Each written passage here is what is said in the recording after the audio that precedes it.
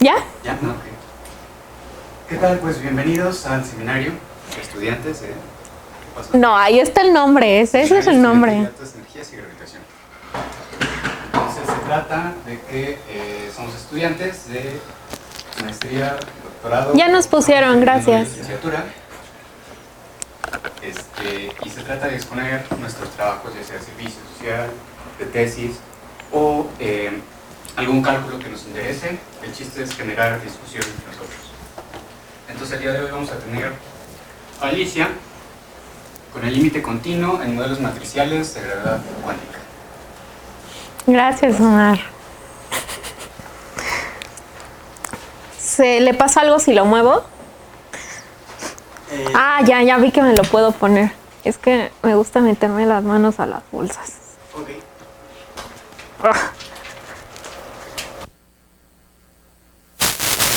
Sí. ¿Ya me escuchas? Sí. Esto es todo lo que el que presenta tiene que hacer, Omar. Tienes que poner el bote de basura ahí. Bueno, entonces, hoy les voy a presentar mi presentación para mi examen profesional. Entonces, por favor, hagan muchísimas preguntas, todo. Va a ser, creo que una sesión pesada. Ayer presenté esto y no me hicieron tantas preguntas y fueron 1 hora y media. Son 40 diapositivas. En el examen profesional a Diego le dieron 40 minutos, entonces díganme qué diapositivas puedo quitar, por favor. Bueno, entonces vamos a empezar. Este fue mi trabajo de tesis y bueno, es algo relacionado con gravedad cuántica, entonces vamos a construir el conocimiento. Entonces, primero vamos a hablar de por qué necesitamos la gravedad cuántica. Entonces, a mí me gusta verlo de esta forma. Consideremos una acción, que es la acción de Einstein-Hilbert, más una acción que trae masa, trae campos de masa, de materia, perdón, y campos de norma. Y sabemos que la ecuación de movimiento es esta. Entonces, eso es lo estándar que nos enseñan. Pero, aquí tengo este. Pero este lado de la ecuación sabemos que es geométrico, esto nos describe la dinámica del espacio-tiempo, y este lado está dado por los campos de materia y norma, que están descritos por una teoría cuántica de campos. Entonces sabemos que realmente hay una parte cuántica de este lado, y esto es lo que quiero decir aquí. Entonces, ¿cómo influye esa parte cuántica de este lado? Eso es algo que no sabemos y de hecho matemáticamente ni siquiera sabemos bien cómo tomar esta variación para una acción en general, porque las acciones que nosotros conocemos del modelo estándar, por ejemplo, están en un espacio plano, entonces no sabemos en general cómo tomar la variación con respecto a una métrica, que no es Minkowski. Otra pregunta es si más allá de ese lado matemático, es si la estructura del espacio-tiempo es relevante según lo que sabemos. Y en teoría cuántica de campos usual sabemos que los conmutadores de dos observables, su valor de expectación en un intervalo entre dos estados que están separados por un intervalo tipo espacio, se anula. Eso nos habla de que hay una estructura causal en nuestras observables físicas. Entonces ya aquí tenemos una propiedad del espacio-tiempo que está afectando nuestra física y nuestros campos en teoría cuántica de campos. Hay otro fenómeno, la radiación de Hawking, donde vagamente acá tenemos, bueno, en este diagrama, acá hay un agujero negro, acá tenemos una teoría de campos, acá tenemos otra. Cada una tiene sus operadores de creación y aniquilación y su vacío. Y resulta que cuando calculamos el valor de expectación o cómo vemos el vacío del otro lado, nos da algo que va como la radiación de un cuerpo gris. ¿Okay? Entonces, la estructura del espacio-tiempo aquí está afectando, de nuevo, una cantidad física. Una preguntita. Ajá. ¿En qué sentido son dos distintas teorías de campo? Donde dijiste que son dos. Acá todavía no se forma el agujero negro, entonces aquí es una teoría usual en espacio plano, y acá ya se formó un agujero negro. ¿Sí es así, verdad, Benito? ¿Sí o no? Sí, sí. O sea, el campo, sí, justo es una creación de pares por el campo gravitacional. Entonces los estados asintóticos en el futuro y en el pasado, como el fondo medio tiene curvatura, no están relacionados por una transformación. Pero lo dijo bien Alicia. Ok, eso es lo importante. Y más aún, o sea, nada más analicemos esta combinación de objetos. Tenemos aquí la integral de trayectoria de Feynman y le ponemos la acción de Einstein-Hilbert ahí. Ahorita no estoy poniendo el I porque todavía no me estoy metiendo ni siquiera con rotación de Wick. Entonces nada más yo le meto ahí la acción de Einstein-Hilbert y quiero ver qué pasa. Y es que si de por sí esta medida extraña no sabemos bien cómo se comporta para campos que sí conocemos, los campos de norma del modelo estándar, por ejemplo, esa es una cosa muy abstracta. Ahora en gravedad es todavía algo más extraño. Sabemos que tenemos que sumar sobre topologías, eso es lo que suponemos, sabemos que tenemos una teoría de norma, entonces hay que hacer un cociente bajo los difeomorfismos, y entonces esto ya de por sí nada más describirlo está súper extraño y realmente no sabemos bien cómo tratarlo. Entonces esas son las razones que a mí me convencen más por las que estamos buscando una teoría de la gravedad cuántica. Todavía sin meternos, bueno, puse un agujero negro ahí, ¿no? Pero todavía sin meternos en el Big Bang ni nada de eso. Ok, entonces triangulaciones dinámicas es una de las partes de este trabajo. Entonces la idea es aproximar el espacio-tiempo continuo usando triangulaciones. Y esto se basa en el hecho de que toda variedad plana por pedazos puede ser triangulada. A mí me gusta pensarlo de esta manera. Si ustedes están viendo una imagen, una foto que tomaron en la computadora, ustedes pueden ir haciendo zoom y zoom para ver las cosas cada vez más cerca, y va a llegar un punto en el que no van a poder hacer más zoom porque ya están a la resolución de un píxel, solo están viendo un píxel. Y luego entonces le pueden dar zoom para atrás y ven la imagen completa y parece algo que es continuo. Entonces esa es justo la idea en triangulaciones dinámicas, que vamos a tener unos ciertos átomos de espacio-tiempo y que el espacio-tiempo continuo que conocemos es solamente el límite a altas distancias o a bajas energías de un espacio que es fundamentalmente así. Entonces vamos a codificar la dinámica del espacio-tiempo en la dinámica de estas triangulaciones. Esta es una descripción covariante del espacio-tiempo, pues no usa coordenadas. La herramienta matemática está bien establecida y se llama geometría simplicial. Y bueno, eso ya nos da un marco fuerte en el que trabajar la teoría. Y entonces, si tenemos algunas constantes de acoplamiento, en nuestra teoría buscamos en el espacio de parámetros puntos críticos donde el tamaño de los lados de los triángulos pueda ser llevado a cero. Es decir, donde vayamos a un límite de espacio-tiempo continuo. Entonces, nada más, esto es ilustrativo. La geometría simplicial se basa en estos objetos geométricos. Un n simplejo son estas cosas geométricas, ¿no? En 2 dimensiones vamos a tener 0 simplejos, 0 dimensionales, 1 simplejos, 1 dimensionales, 2 simplejos, que son triángulos. Ok, entonces, me dijeron ayer que se pronuncia Reye. Reye se dio cuenta desde hace muchísimo tiempo que tuvo esta idea, y entonces él se propuso la tarea de escribir la acción de Einstein-Hilbert en el lenguaje de geometría simplicial, y esta acción es bien conocida. Entonces, esta es la acción de Einstein-Hilbert en d dimensiones. Acá tenemos un D-simplejo, el número de D-simplejos. Entonces, por ejemplo, en dos dimensiones, eso sería el número de dos simplejos, es decir, el número de triángulos.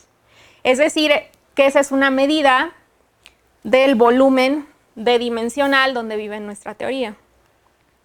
Entonces, ¿qué constante de acoplamiento en gravitación va con las unidades de volumen, de cómo se expande el universo? La constante cosmológica, ¿no? Va con unidades de volumen. Acá vamos a tener el número de D-2 simplejos. Los D-2 simplejos son los que codifican la curvatura. Piénsenlo de esta forma. Si tenemos una teoría donde nada más tenemos triángulos equiláteros, y estamos en dos dimensiones, entonces quedamos en que tenemos dos simplejos, unos simplejos y cero simplejos. Entonces, alrededor de un punto, si tenemos 6 triángulos equiláteros que llegan ahí, ¿qué podemos decir acerca del espacio? Que es plano, ¿no? Porque justamente estos ángulos forman 360 grados. Y entonces, si en un punto de repente vemos que hay más de 6 triángulos, podemos saber que el espacio está curvado, ¿ok? Entonces, así es como la curvatura de una variedad D-dimensional se codifica en los D-2, en este caso 0, o en puntos, en los D-2 simplejos. Entonces, ¿cuál es la constante de acoplamiento que va con la curvatura en la relatividad general? Pues la constante de Newton. Entonces, así es como uno puede interpretar esta acción. Claro que Reyes lo hizo formalmente, ¿ok? Pero nada más para que nos demos una idea de dónde sale esto. Entonces, el último término son términos de frontera, por si nuestra variedad... bueno, Reyes sí lo hacía en una variedad, entonces si nuestra variedad tiene fronteras, hay que poner términos. Pero si vas a meter términos de frontera, ¿no tienes que como acomodar el principio variacional o algo así? ¿O aquí no va a haber principio variacional? Además, bueno, esa es una pregunta, ¿hay principio variacional aquí? No, al menos en triangulaciones dinámicas no hay principio variacional. Ok.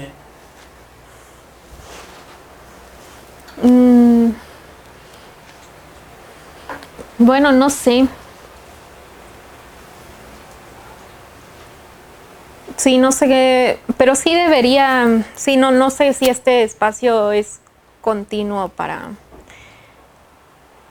Bueno, este espacio de las constantes de acoplamiento sí es continuo. De las triangulaciones creo que también, no, pero no estoy segura de si el de las triangulaciones es continuo. Ok. Entonces, esa es la idea detrás de triangulaciones dinámicas.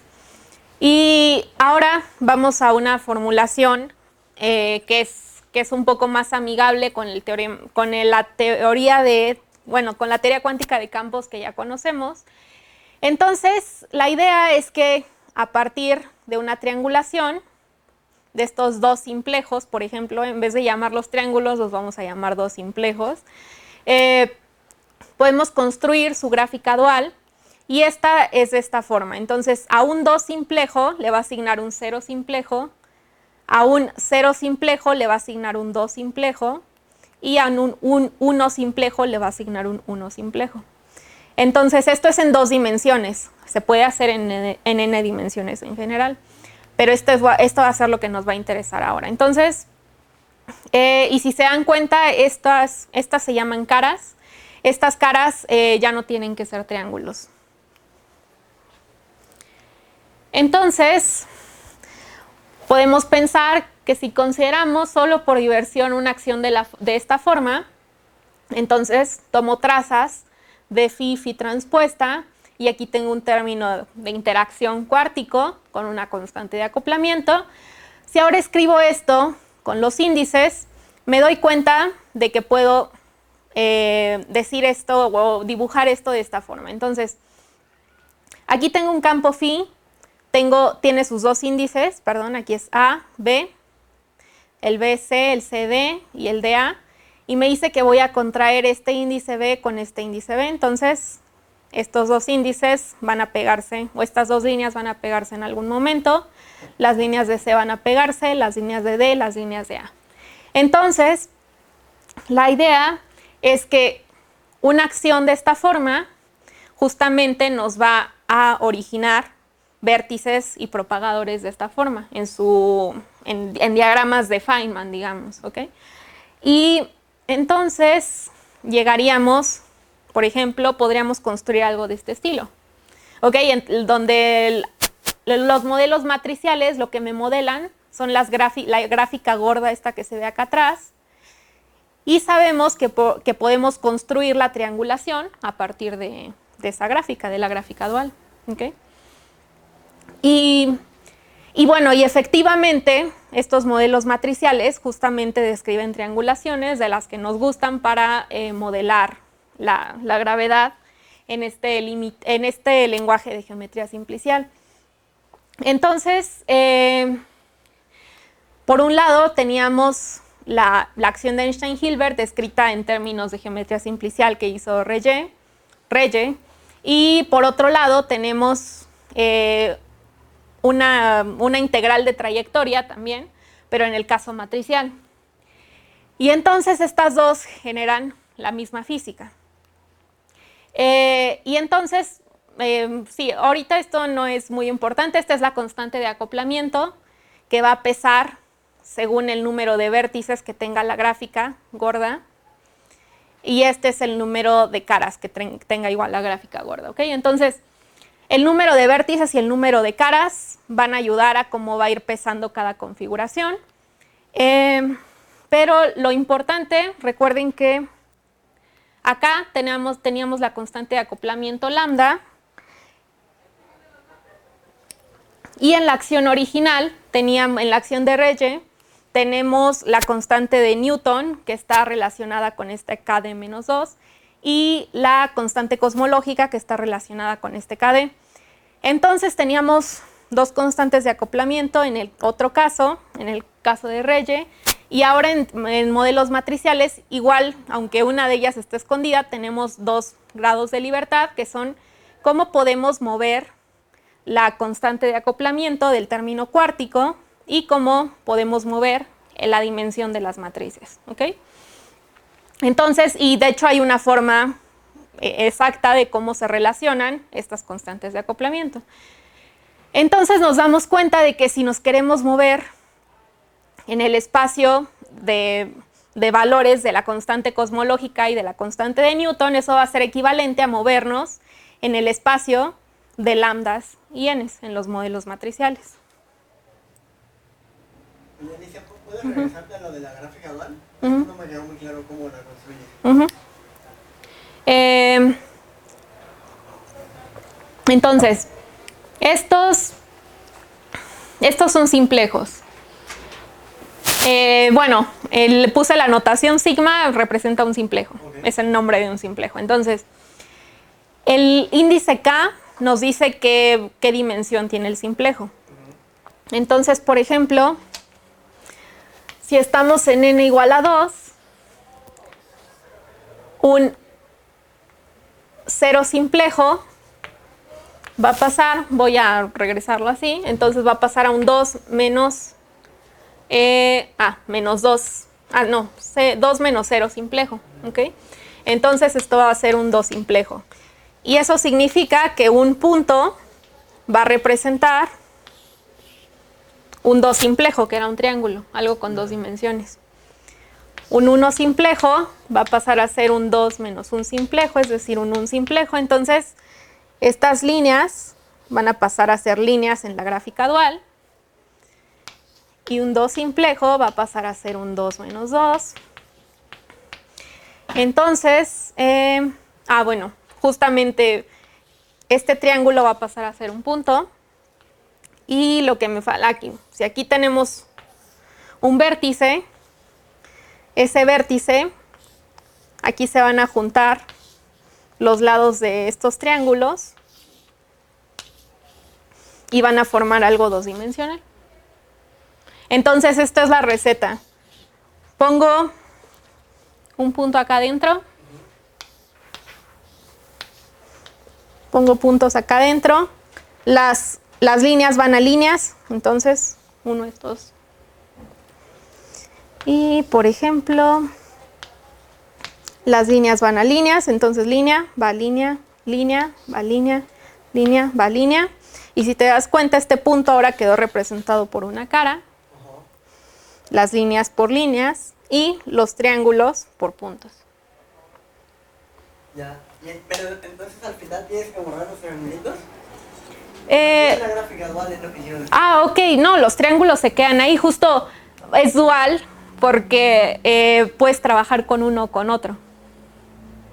O sea, si Alicia te da el polígono, tú puedes poner un puntito en cada vértice y sabes que ese es el centro de un triángulo. Y en cada línea sabes que se juntan dos lados de un triángulo. Ajá. Y puedes dibujar los triangulitos. Y si Alicia te da los triangulitos, pues todavía más fácil puedes dibujar el polígono. Ya, O sea, tiene la misma información. Pero entonces, o sea, Alicia me tiene que dar esas cosas naranjas, ¿no? Cualquiera de los dos. Ajá, en los modelos matriciales justo voy a generar estas cosas naranjas. Y mi punto es, con eso uno podría, o sea, va a tener la... Ajá, aunque no nos interesa reconstruir la triangulación, sino que vamos a querer tomar el límite al continuo. Entonces vamos a querer ver la triangulación desde muy lejos. Y mi punto es, como hay la misma información geométrica en los triángulos que en estas cosas, entonces para verlo desde lejos puedo tomar estas cosas naranjas igual. Y lo bueno de eso es que tenemos una expresión analítica, que es como una teoría de campos, y entonces podemos usar, por ejemplo, el grupo de renormalización. Entonces, ahora vamos con la causalidad. Entonces, esta idea de triangulaciones está muy bonita, en 2 dimensiones funcionó bien cuando la empezaron a investigar, pero claro, vivimos en un mundo de 4 dimensiones, entonces cuando se pusieron a analizar el modelo, las triangulaciones dinámicas en 4 dimensiones, se dieron cuenta, bueno, creo que todos saben más renormalización, entonces se dieron cuenta de que en el punto crítico, de cuando tomamos el límite para pasar al espacio-tiempo continuo, eso era una transición de primera fase. Entonces, como saben, en una transición de primera fase, algunos de los observables físicos divergen. Los valores de algunos de los observables físicos divergen. Entonces, eso claro que no nos gustan porque, por ejemplo, un observable de un modelo de gravedad del universo sería el volumen. Entonces, tendríamos un universo en el que el volumen diverge. O tal vez otras cantidades físicas que divergieran. ¿Ok? Entonces, por eso no nos gusta que haya una transición de primera fase cuando tomamos el límite al continuo. Y entonces se preguntaron qué era lo que podía pasar o por qué estaba funcionando, y bueno, por qué ya no funcionaba muy bien ahí este modelo. Y entonces se les ocurrió que, bueno, este modelo no incorpora para nada causalidad, son solamente triángulos donde todos los lados son iguales. Y el concepto de causalidad, justamente, de lo que nos habla es de que, imaginemos que, bueno, conocemos una estructura causal, segura, ¿no? Conocemos los diamantes causales. Entonces, si tenemos triángulos equiláteros, uno de los lados, si los orientamos así, uno de los lados a fuerzas va a ser tipo espacio y los otros 2 van a ser tipo tiempo, ya que este ángulo es de 90 grados y estos son de 60. ¿Ok? Entonces, esta es nada más una idea, no es algo formal, pero el caso es que la causalidad, al menos en 2 dimensiones, lo que nos dice es que lo natural sería considerar 2 colores de lados en los triángulos. Entonces, con esta idea, y no le pongan atención aquí a los colores porque van a cambiar, ahora sí, ya están bien. Entonces, para pasar de triangulaciones dinámicas a triangulaciones dinámicas causales, tenemos que ponerles colores a los lados de los triángulos. Y claro, imponer una regla de que no voy a poder pegar lados rojos con lados azules, porque entonces ese sería un lado que sería tipo espacio y tipo tiempo al mismo tiempo. simultáneamente. Bueno, creo que decir simultáneamente en una charla de relatividad no es bueno. Pero el caso es que entonces aquí está, ¿no? Y bueno, aquí también algo que se pueden dar cuenta es justo lo que les decía hace rato de cómo los puntos en 2 dimensiones codifican la curvatura, ¿no? Aquí recuerden que todos los triángulos son equiláteros. Pero claro, o sea, ustedes no los están viendo equiláteros porque es una proyección en 2 dimensiones. Pero esa es una superficie 2-dimensional. Eso significa que debe estar curvada, ¿no? Y esa es nada más una proyección. Ok, entonces de la misma forma esta superficie también va a estar curvada. Ok, entonces, así como vimos en triangulaciones dinámicas, una herramienta útil es transformar o traducir al lenguaje de modelos matriciales. Y resulta que traducir al lenguaje de modelos matriciales esta idea de causalidad no es tan fácil, pero en 2008 a 2 personas, Benedetti y Henson, se les ocurrió cómo se podría hacer. Entonces propusieron un modelo matricial donde vamos a tener 2 tipos de matrices A y B, porque recuerden, tenemos 2 colores de lados en los triángulos para representar lados tipo espacio y tipo tiempo.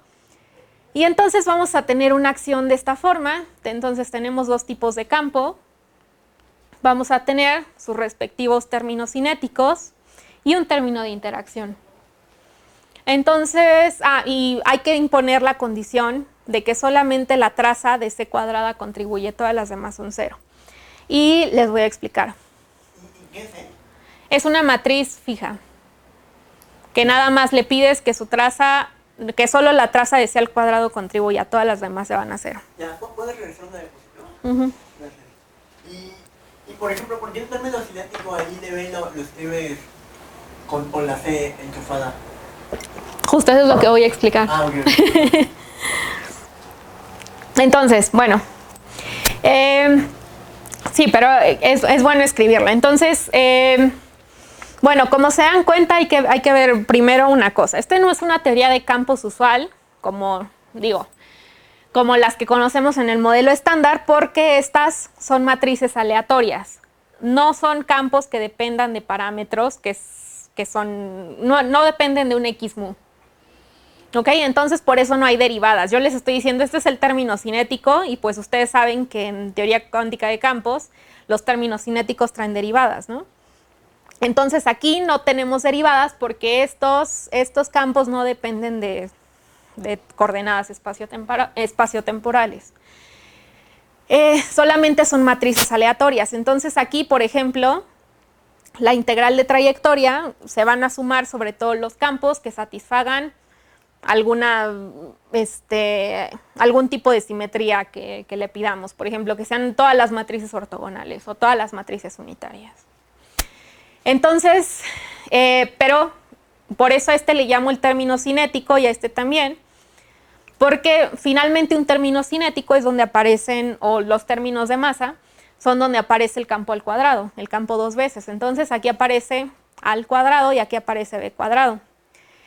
Entonces, si se acuerdan, en teoría cuántica usual, en teoría de campos usual, Pero por ejemplo, el término de masa también va al cuadrado. Ajá.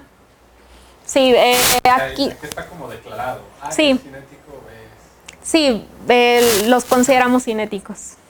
Sí. ¿B también es cinético? Sí.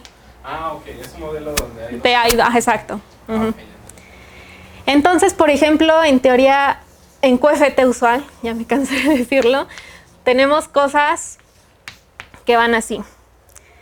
Entonces sabemos que estos bajo transformación de Fourier son PMUs. Y entonces cuando sacamos las ecuaciones de movimiento nos sale un P cuadrado.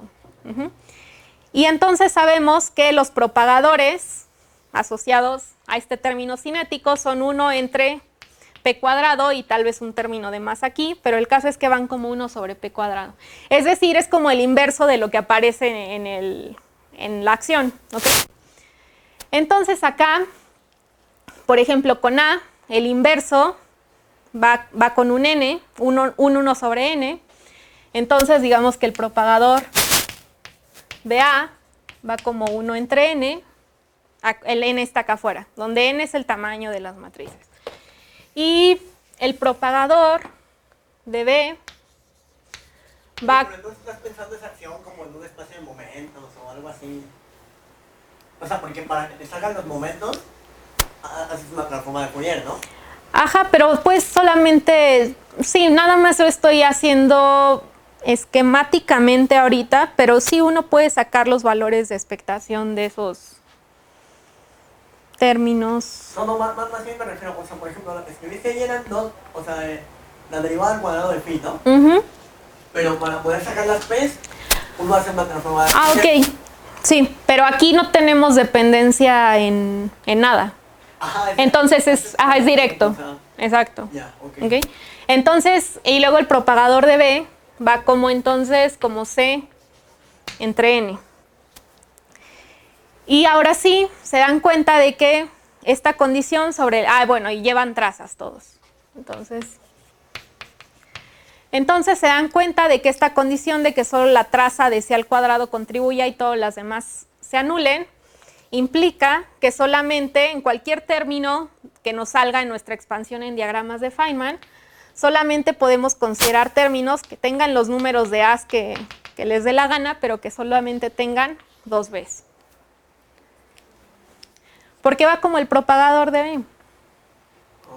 Entonces, ahora vamos a verlo con un dibujo. Esto no sé por qué nadie lo había hecho. Porque en el artículo original hay unos dibujos que no se entienden para nada. Entonces, recuerden, acá atrás está la triangulación, que ya les había enseñado, que tiene 2 colores de lados. Tipo espacio y tipo tiempo. Ahora, en la triangulación dual, los lados tipo espacio se van a corresponder con propagadores tipo tiempo. Y los tipo tiempo se van a corresponder con tipo espacio. Ahora, B representa los rojos. Es importante recordarlo. Entonces, si se dan cuenta aquí, en una cara, aquí la causalidad está bien conservada. Bueno, hay causalidad y una estructura causal bien definida. Porque nada más estamos pegando lados rojos con lados rojos y lados azules con lados azules. Y si se dan cuenta en esta cara, tenemos 1, 2, 3, 4, 5.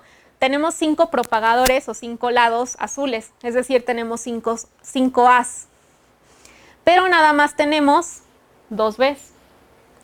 Igual acá en este circuito, bueno, en esta cara vamos a tener 5 lados A y solamente 2 B. Acá vamos a tener 2 lados A y 2B. Entonces, si se dan cuenta donde la estructura causal está bien definida, automáticamente tenemos nada más 2 B's. Nada más aparecen 2 propagadores de B en cada cara. Pero ahora aquí puse una región donde esta variedad o esta triangulación se rompe en 2. Entonces, es como los diagramas estos de las cuerdas, entonces que va así un tubo y de pronto se parte en 2. No empieces a imaginar cosas. Entonces de repente se parte en 2, cambia la topología. Y aquí nos podemos dar cuenta de que, ok, entonces vamos a identificar este lado con este. Acá ya tenemos un propagador rojo, que recuerden, son los B's. Acá ya tenemos un rojo, pero hay que pegarlo de este lado con este pedazo. Pero acá conectado ya tenemos 2 rojos. Entonces, cuando peguemos estos 2 lados, va a resultar en una cara que va a tener 3 lados rojos. Y acá justamente, a este se le llama branch point. Sí lo traduje en mi tesis, ya no me acuerdo cómo se llama, pero entonces es un punto donde la topología del espacio-tiempo cambia. Y en estos puntos, usualmente la estructura causal no está, el cono de luz no está bien definido. ¿ok? Entonces hay un problema con la estructura causal desde acá, desde el espacio-tiempo continuo. Entonces eso nos causaría problemas justamente para definir, para tener una causalidad o microcausalidad acá, en los puntos donde se rompe esta superficie. Y entonces, por eso... Ajá. Oye, pero, o sea, ¿por qué quieres identificar exactamente de esa forma? O sea, que justamente, bueno, como yo lo pensaría sería, si solo puedo tener dos partes rojas, o sea, dos Bs, pues es como una restricción de cómo puedo identificar, ¿no? O sea, ¿por qué no intentas identificar las que sí te conservan esa propiedad de tener solo dos Bs pegados? Porque sí, o sea, hay varias ideas, pero es como de cuál de ellas puedes poner en un modelo analítico. Ok. Entonces, o sea, sí, hay otras ideas que se han implementado, pero nada más esta es donde se ocupan puramente modelos matriciales. Pero... O sea, ¿cómo pondrías analíticamente eso?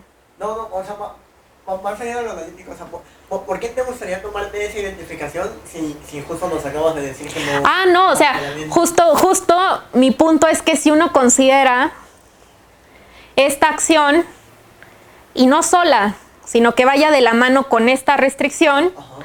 justo lo que le estás diciendo es que no se puede partir, no puede haber cambios de topología. Y entonces la estructura causal sí está bien definida en todas partes. ¿Okay? Entonces justo eso es lo que le estás diciendo, no vas a poder partir cosas, no vas a poder cambiar de género, por ejemplo, porque eso sonó extraño con la igualdad. No, con esto de que ahora hay muchos géneros, no vas a poder cambiar de género. Ok, eso no hay que ponerlo. Entonces, justamente eso te está restringiendo que no puede haber estos cambios. Donde clásicamente se interpreta como puntos donde hay problemas para definir la causalidad o el cono de luz no cabe bien en esos puntos. Entonces, es importante, ¿no? O sea, es esta acción con dos tipos de campos, pero va de la mano con esta restricción. Tiene que ir de la mano con esta restricción. Y luego, esa acción la podemos hacer la integración sobre B, que recuerden eran los lados rojos en la gráfica dual, o sea, los gordos. Y podemos llegar a esta acción, donde tenemos de nuevo el término cinético de A. Y ahora tenemos un término de interacción en el campo A, un término cuártico, que justamente conserva a C. Entonces va a conservar la propiedad de que solo la traza de ese cuadrado contribuye. Y bueno, vamos a ver qué le pasa a esto cuando lo tratamos como una teoría de campos, ¿no? Bueno, cuando le aplicamos en particular una ecuación del grupo de renormalización. Entonces, sí, o sea, es esta acción con la restricción sobre la traza de C. Y solo geométricamente podemos ver esta integración que hicimos sobre B, cómo pegar los triángulos por su lado azul o pegar las triangulaciones las gráficas duales por sus lados rojos.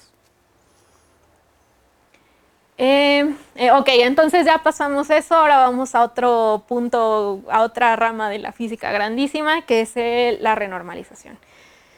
Entonces, sabemos que la gravitación de Einstein define en una integral de trayectoria, por ejemplo, una teoría de campos perturbativamente no renormalizable alrededor del punto fijo gaussiano. Tim insiste en que le ponga punto fijo gaussiano, pero bueno, lo pueden imaginar como que recuerden que si hacemos una expansión, una perturbación alrededor de Minkowski, por ejemplo, las amplitudes de dispersión que calculamos para gravedad pura divergen a dos loops y para gravedad con materia divergen a un loop. Y el caso es que justo no podemos hacer teoría de perturbaciones alrededor de ese fondo, digamos, de ese fondo plano. Y aunque intentemos aplicar renormalización, resulta que no podemos calcular de todos modos. Entonces, pero esto es importante, ¿no? Es es perturbativamente no renormalizable. Entonces, el punto es que existe una herramienta que se llama el grupo funcional de renormalización, que nos permite estudiar aspectos no perturbativos de una teoría. Es decir, que no van a depender de una constante de acoplamiento pequeña, por ejemplo. Y, ok, entonces vamos a hablar un poco de lo que nos interesa. ¿Por qué estoy hablando del grupo de renormalización? Pues porque quiero tomar un límite continuo. Bueno, quiero tomar un límite para ver si recupero un espacio-tiempo continuo. Y entonces... ok. Y entonces, como ya les dije, es como ver una imagen en computadora más cerca o más lejos. Para recuperar el límite continuo necesito verlo de más lejos. Entonces, en distancias necesito justo verlo desde distancias más grandes o desde energías más pequeñas. Y entonces, ¿cómo estudio cómo cambia una teoría con respecto a la energía, distancia o grados de libertad? Pues con el grupo de renormalización. Y tenemos una teoría de campos gracias a los modelos matriciales, por eso es que me interesa ahorita esta herramienta. Entonces, la funcional, la función z de la gravedad dos-dimensional que les mostré, se puede descomponer de esta forma. Bueno, en modelos matriciales se puede descomponer de esta forma. La contribución, estos H son, de hecho no lo puse, el H son los géneros de la topología, sí, del espacio topológico, es el género. Entonces, el género 0 es una topología sin hoyos, el género 1 es una topología con un hoyo y así, ¿no? Bueno, esa es la imagen.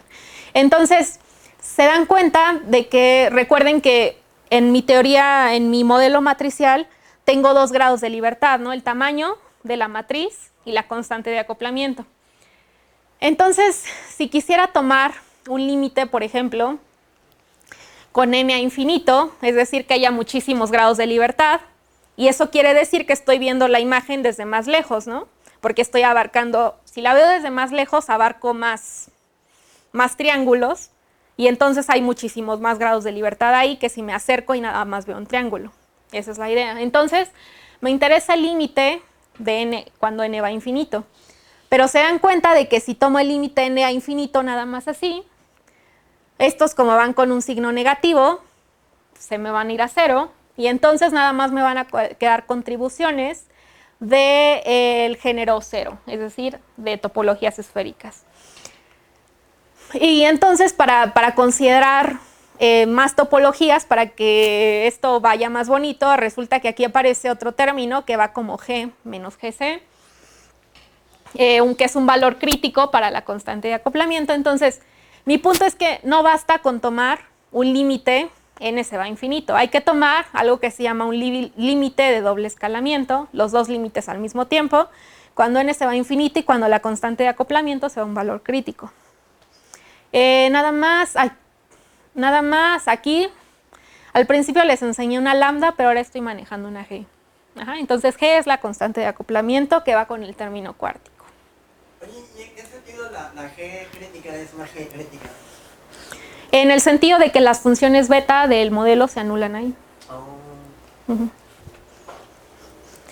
Entonces esa es la idea de por qué tenemos que ocupar el grupo de renormalización. Ya les dije que para estudiar gravedad en particular nos interesan aspectos no perturbativos de la teoría, entonces tenemos que ocupar el grupo funcional de renormalización. Entonces, hay algo que se llama, así como está la acción clásica, que es la que ponemos en la integral de trayectoria para cuantizar la teoría, también hay una acción que se llama acción efectiva. Esta acción efectiva, si se dan cuenta, ya no es una acción clásica. Aquí tienen los términos de fuentes que ponemos en la acción clásica, por ejemplo, para calcular funciones de n puntos. Entonces, esta es una acción ya cuántica. Y esta acción, pues, como su nombre lo dice, es una acción efectiva, generaliza la acción de bloques de spin en el modelo de Ising, por ejemplo, de cómo vamos viendo al modelo o a esta red de cada vez más lejos. Entonces vamos obteniendo, bueno, en ese caso se obtienen hamiltonianos efectivos, de cómo se ve el spin promedio, por ejemplo, y aquí justamente esta acción efectiva nos guarda información de cómo se ven las cosas a una cierta escala. ¿Okay? Pero como les digo, o sea, a veces la idea intuitiva, pero realmente es algo más profundo, ¿no? Porque esta es una acción cuántica que trae aquí las Jotas. No como la acción clásica S, que es la acción de mecánica vectorial, bueno, mecánica analítica usual, y que la metemos en una integral de trayectoria para cuantizar. Esta ya trae información cuántica. Y bueno, y justo digo, no es mágica la conexión, sino que aquí está el W. Recuerden que el W trae a la acción clásica y también trae fuentes. ¿Okay? Entonces, aparte de esta acción, todavía se le puede agregar otro nombre, bueno, otra palabra, para llegar a la acción efectiva, y no solo efectiva, sino promedio. Y, ok, está dada por la transformada. Aquí esta es una transformada de Legendre. Entonces, hay que transformar, pero ahora está W. Y estoy de acuerdo en que eso es muy confuso. Entonces, esa R, sí puse esta S. ¿Okay? Entonces, esa S es una integral, por ejemplo, en una teoría de un campo escalar, es una función que va a ir así. Entonces va a llevar un RK aquí. Bueno, y de hecho mejor lo escribimos en espacio de momentos. Entonces es una función, es un término de masa. ¿Ok? Lleva phi cuadrado. Esa es la delta S que aparece ahí. Esta es una dependencia de los momentos. Esas funciones R se llaman reguladores y tienen esta forma. Entonces, hasta una cierta escala, K0, por ejemplo, son importantes y después se van a cero. Y entonces lo que estamos haciendo acá es justamente quitar estas partes donde esta contribución es importante. Entonces, por ejemplo, si a mí me interesa, recuerden que lo que me está interesando es analizar mi teoría a ciertas escalas y moverme en esas escalas y ver cómo cambia mi teoría. Entonces, voy a implementar también un corte ultravioleta. Entonces, eso me dice, aquí en las escalas de momentos, por ejemplo, vas a tener un corte aquí y esta información ya no te va a importar. Entonces, ya ven cómo depende esta acción, la acción efectiva promedio de esta escala acá, esta escala lambda, y entonces me dice, solamente vas a analizar estos modos. Eso es lo que me dice esta expresión. Solamente vas a analizar desde K0 hasta lambda. Y el caso es que esta es una función continua de K. Entonces, puedo modificarla, si muevo K, puedo modificarla para que, por ejemplo, ahora me quite todos estos modos y me diga, ahora vas a analizar esta teoría. Entonces, ahora esta va a ser una phi de K' lambda. Y entonces puedo ver cómo es que esta acción se va a transformar, esta acción efectiva promedio se va a transformar cuando veo la teoría a distintas escalas. O sea, si tú tienes ahí un corte ultravioleta, es un corte de fuerza bruta, ¿no? O sea, solo lo pones en la integral, ¿no? No integras esos modos. Pero si tienes una teoría de norma, eso te rompe la simetría de norma, ¿no? Poner un corte ultravioleta, no siempre, pero ajá. No siempre te quita la simetría, ¿no? Pues es que yo sé de esto, pero de campos, o sea, no sé qué pasa cuando no es continuo, pero en campos justo tú usas regularización dimensional porque no puedes usar cortes de fuerza bruta en QED, por ejemplo, porque eso te rompe la simetría de norma. Pero, o sea, aquí no tendrías ningún problema con poner... Ok. O sea, no a romper alguna simetría o algo importante de la teoría. Sí, de hecho los cortes rompen algunas simetrías. Por ejemplo, bueno, vamos a verlo con matrices, ¿ok? Entonces, en las matrices, como que, recuerda que este n es el que queremos llevar a infinito. Entonces, esto es como tu escala, ¿ok? Entonces las entradas acá son como las entradas infrarrojas y las entradas acá son como las entradas ultravioletas, pequeña n y grande n. Y entonces cuando yo meta el regulador solo se encarga de algunos modos infrarrojos. Pero, o sea, bueno, dejando eso de lado, olvidando qué están representando las matrices, esa es una matriz. Y en particular, es invariante bajo, bueno, supongamos que es invariante bajo ciertas rotaciones. Entonces yo realmente puedo hacer una transformación ortogonal que me cambie estas entradas por estas. O sea, la matriz no le importa. Entonces, esa era una simetría que la matriz tenía, que el campo original tenía, y cuando meto este corte, este regulador, me la va a romper. Entonces, sí. Y de hecho, junto con esta ecuación que les voy a escribir, también se escribe usualmente una identidad de Ward. Y de hecho, en modelos matriciales y tensoriales en general no se ha podido, todavía no está clara esa identidad de Ward. De hecho, es una de las cosas en las que algunos están trabajando, porque es justo algo muy importante, cómo afecta a las simetrías estos cortes. Entonces, como les digo, bueno, nos gusta trabajar además de con esta acción efectiva promedio, la escogí, porque esa acción satisface una ecuación exacta que se llama la ecuación de Betterich o la ecuación del grupo funcional de renormalización. Entonces, si se dan cuenta, aquí ya la escribí con n's, que recuerden van a ser nuestros grados de libertades, son como los momentos, el nivel de energía. Entonces, nos dicen cómo va a cambiar la acción efectiva promedio cuando me mueva de escala. Aquí aparece el regulador, aquí aparece una derivada, una doble derivada funcional, las derivadas con respecto al campo. Y entonces, como ya les dije, lo que hace esta ecuación es decirme cómo me puedo mover en este espacio de teorías, en este espacio de acciones, conforme cambia la energía. ¿Ok? Entonces, es como como cuando uno resuelve una ecuación diferencial con la velocidad y a uno le da la trayectoria, ¿no? Entonces, bueno, aquí nos va a dar una trayectoria en el espacio de teorías. Ok, entonces... Ajá. ¿Esa ecuación dónde está la escala de energía? Aquí en la n. Recuerda que n ahora es la escala de energía. O sea, en un espacio, en una teoría cuántica de campos usual, aquí van los momentos, por ejemplo. En vez de n escribes k. Pero ahorita ya la estoy escribiendo en este lenguaje de modelos matriciales. Ajá.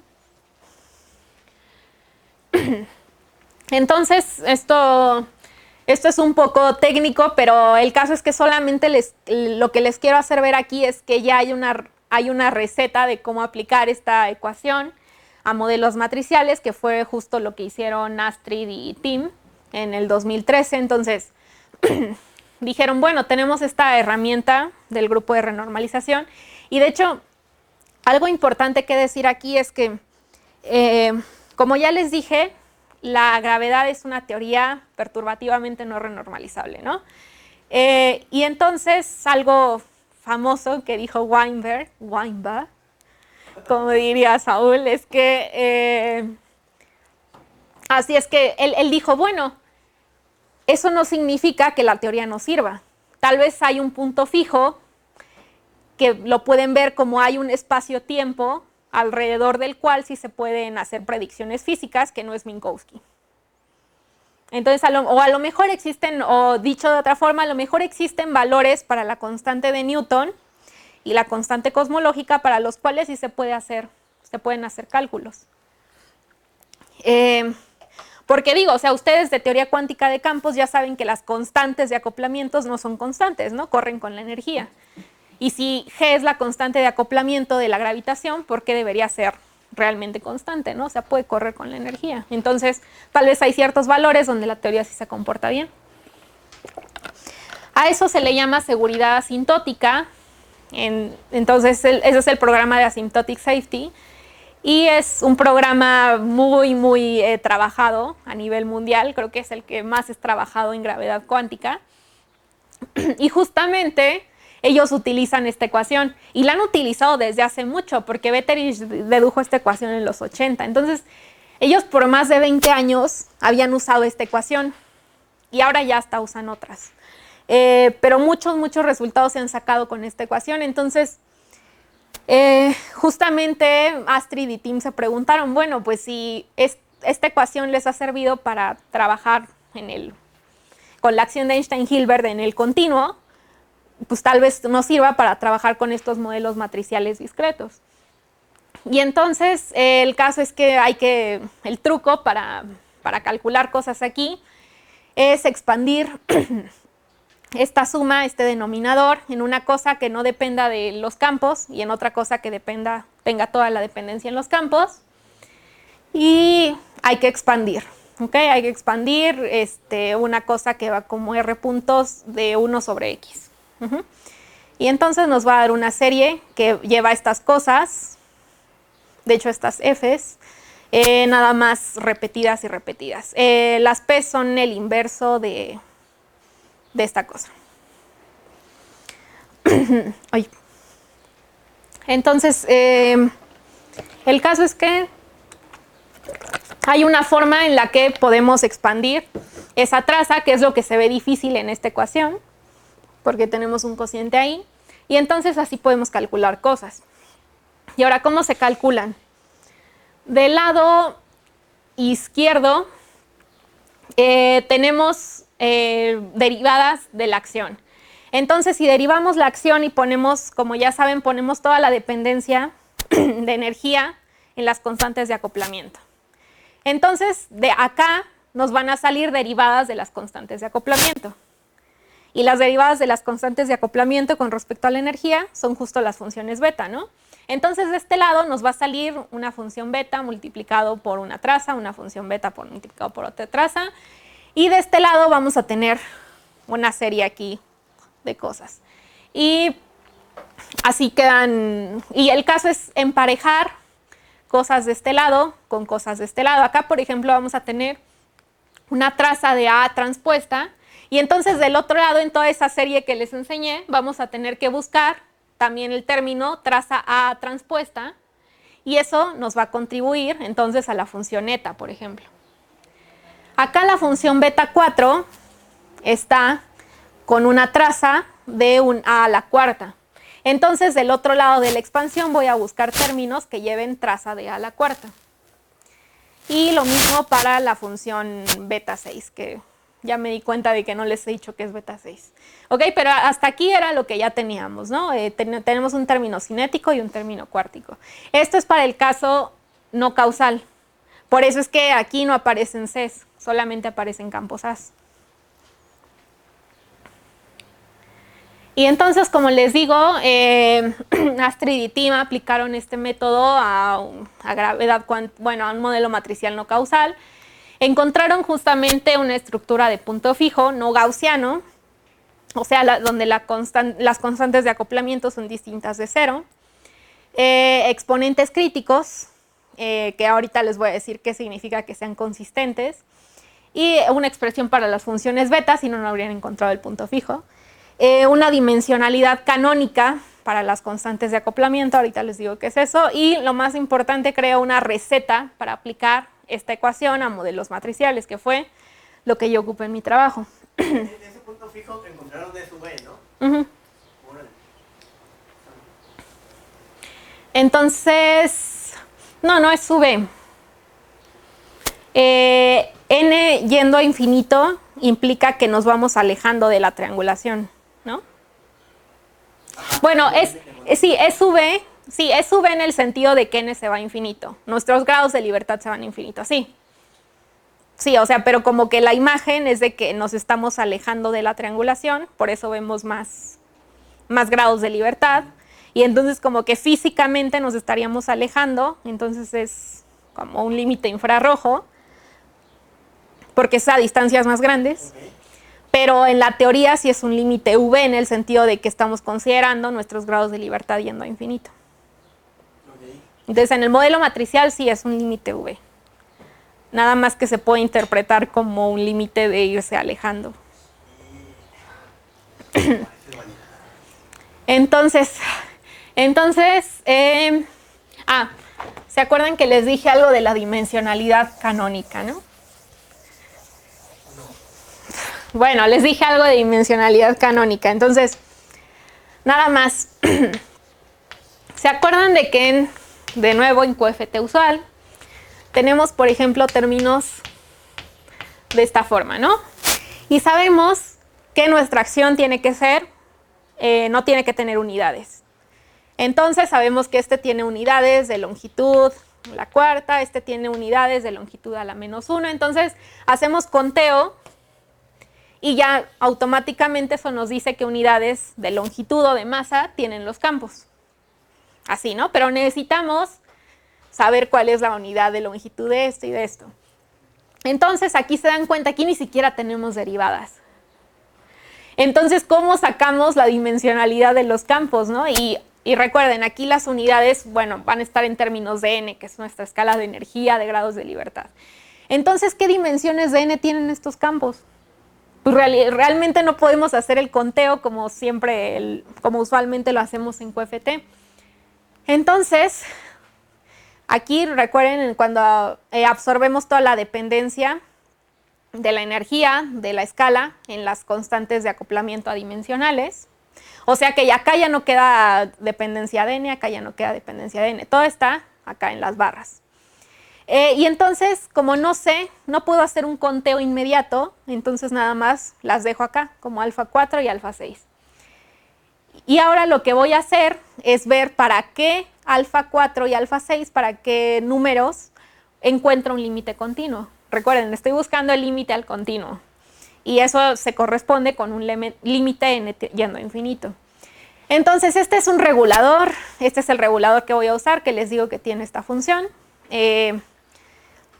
Entonces, la elección de regulador, como pueden ver acá, o sea, nuestra trayectoria, la trayectoria que nos va a trazar esta ecuación diferencial, depende del regulador. Entonces, si yo pongo otro regulador, la trayectoria tal vez cambie. Pero lo que se espera, claro, es que la física no cambie, aunque yo use otro regulador. Entonces es importante decir qué regulador está ocupando uno. Víctor hizo otros cálculos, hizo cálculos parecidos con un regulador de otra forma, que es un regulador que es como una exponencial, y los resultados se parecen mucho. Entonces, ahorita como que no nos preocupa mucho cambiar de regulador. Parece que al menos, bueno, sí, estos dos ya, este y el regulador exponencial ya encasillan muchas clases de reguladores, entonces parece que es bueno, que no nos afecta usar que podemos obtener buenos resultados. Entonces, si se acuerdan, ahora los términos f son del denominador, saco la segunda derivada variacional, sumo con el regulador y separo en dos partes, una que depende del campo y otra que no. A la que sí depende le llamo f. Si se dan cuenta, el regulador no depende de los campos. Entonces, toda la dependencia de los campos va a salir de sacar la segunda derivada variacional de esta cosa.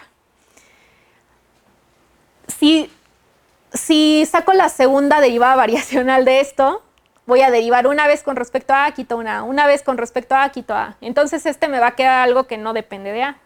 Entonces, ese lo ponemos allá con la G, no nos importa. Solo los F, porque van a tener toda la dependencia de los campos. Entonces, acá vamos a derivar con respecto a A, derivamos con respecto a A, y entonces nos va a quedar algo que va como C, A, C, en una traza. Acá igual vamos a derivar dos veces con respecto a A y nos van a quedar cosas que llevan 4 campos, acá que llevan 2 campos. Entonces, eso es lo que les estoy enseñando aquí.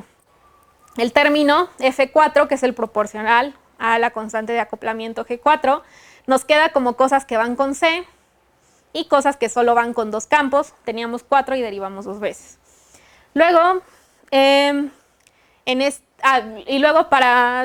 les recuerdo que acá en esta formulita que les enseñé, para sacar las contribuciones a las funciones beta, perdón,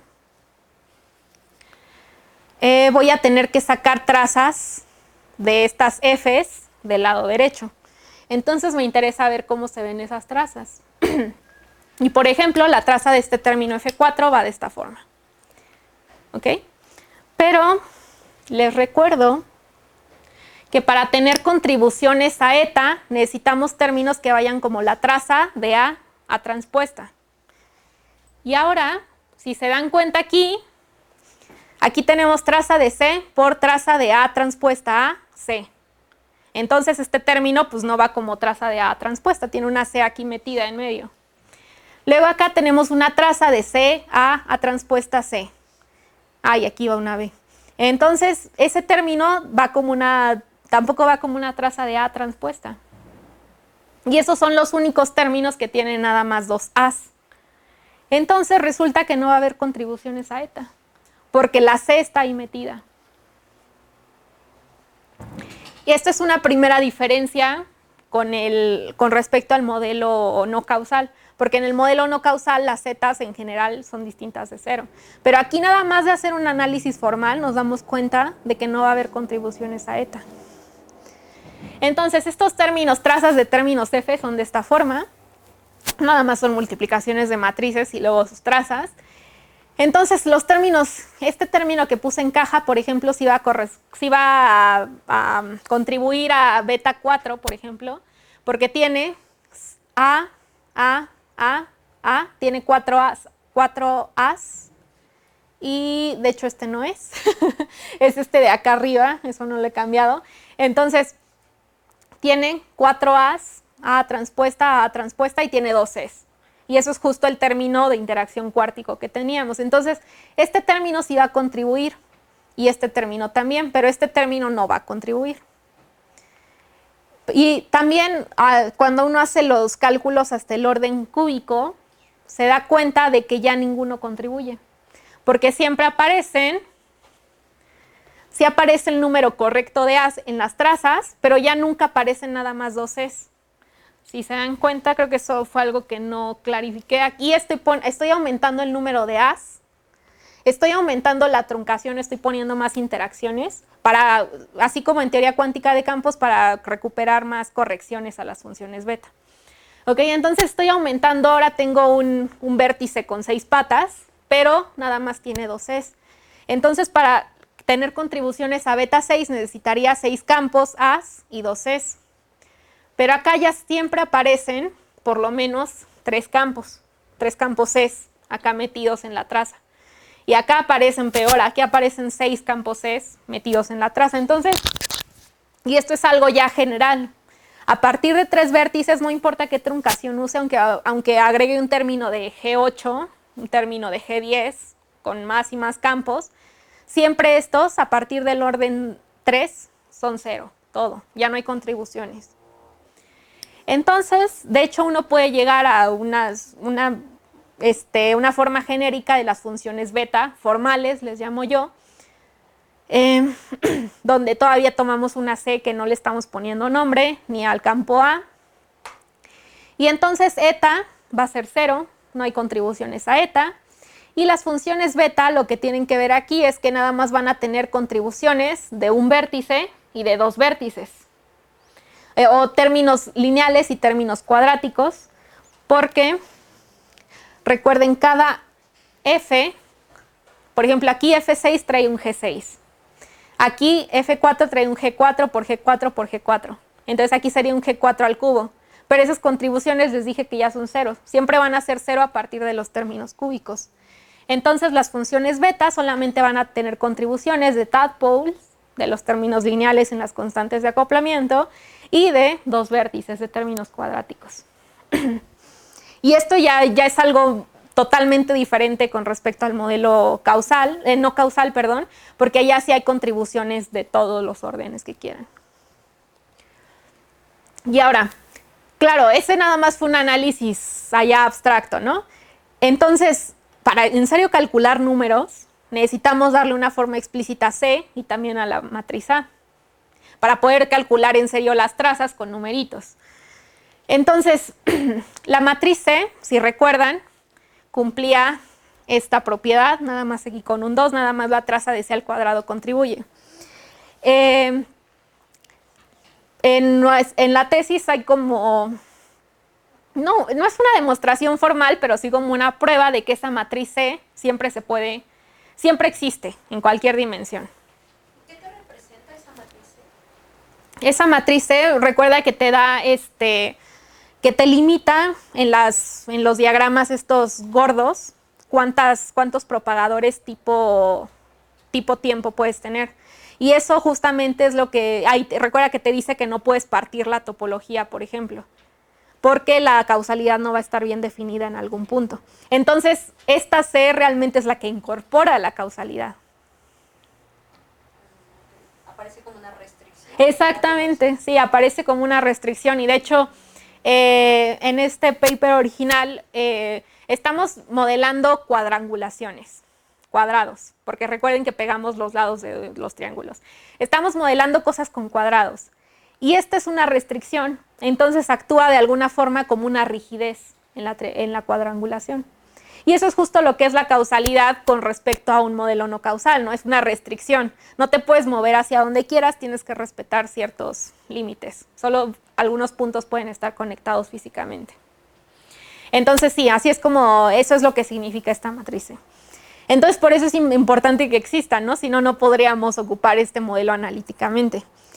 Entonces esa matriz C, con esa condición, sí existe para cualquier dimensión, pero ustedes saben, creo que eso fue muy agudo, a ver, bueno, ojalá lo editen, pero ustedes saben que es muy distinto saber que algo existe a en serio poder encontrar los numeritos y escribirla, ¿no? Entonces esta matriz, en su forma más sencilla, es una matriz diagonal y solamente se puede encontrar, o al menos nosotros solo encontramos su forma analítica en 2, 4 y 6 dimensiones. Es decir, en matrices de 2 por 2, de 4 por 4, de 6 por 6. Pero necesitamos matrices de n por n, porque justo n lo queremos hacer tender a infinito. Entonces lo que hacemos es llenar la matriz de n por n con cuadritos, por ejemplo, primero de 2 entradas. ¿Ok? Entonces, la matriz de 2 por 2, cuya traza de cuadrada es 0, es la menos 1, 1. Entonces, lo que hicimos fue llenar toda la matriz C de cuadritos menos 1, 1, menos 1, 1. Entonces, ese fue el primer caso, es el más sencillo. Pero claro, esta condición sobre la traza ya se ve alterada, porque entonces todas las potencias pares de esta matriz van a contribuir, van a ser distintas de 0. Entonces, justo la idea física es que de alguna forma estamos dándole más libertad de la que debería al modelo, a la cuadrangulación. Entonces, tal vez estamos permitiendo algunas configuraciones no causales. Entonces, le estamos quitando rigidez a la cuadrangulación. Pero bueno, pues es un primer intento porque no sabemos qué más hacer, ¿no?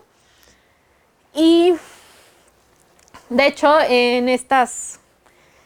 en estos...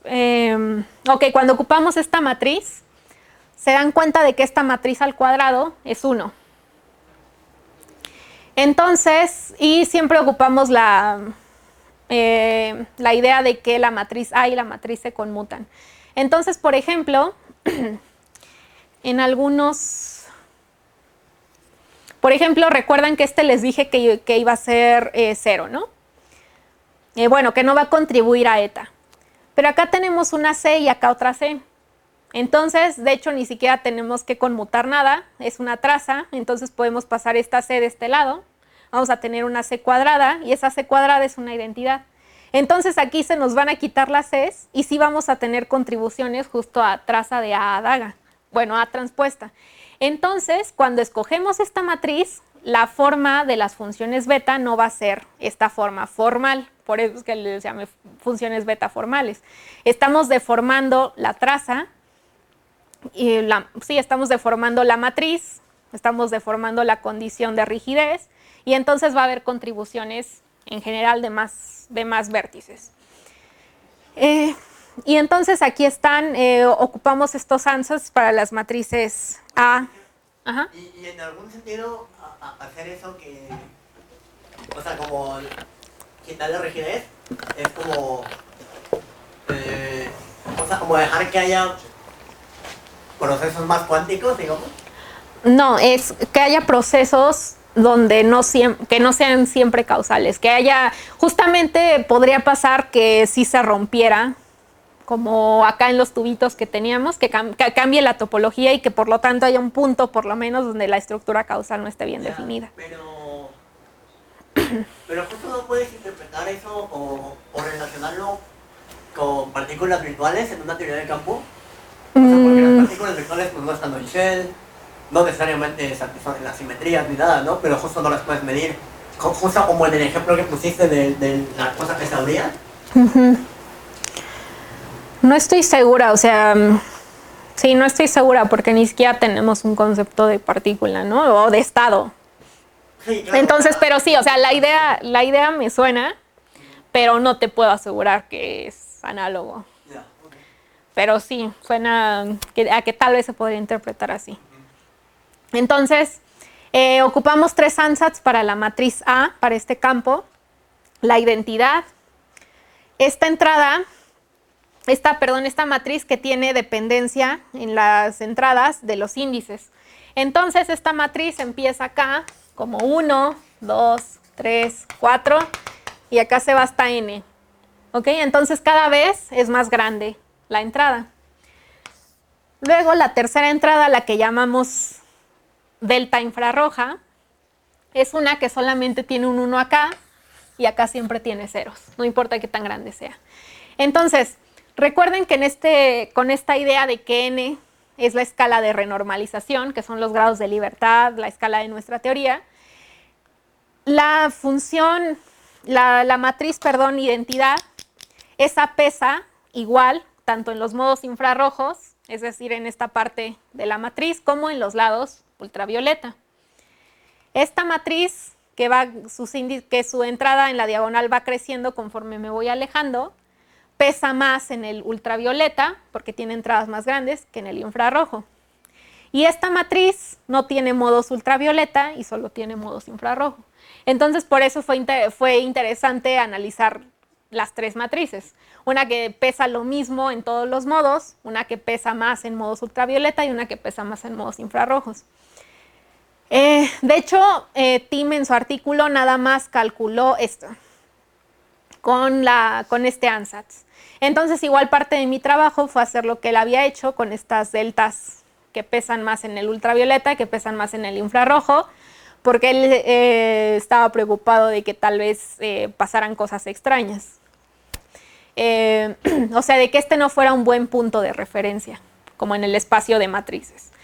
Pero resulta que los resultados no cambian mucho. Estos son los exponentes críticos, por cierto. Los resultados no cambian mucho de un ansatz a otro. De hecho, creo que los comparé y creo que cambian menos de 4%.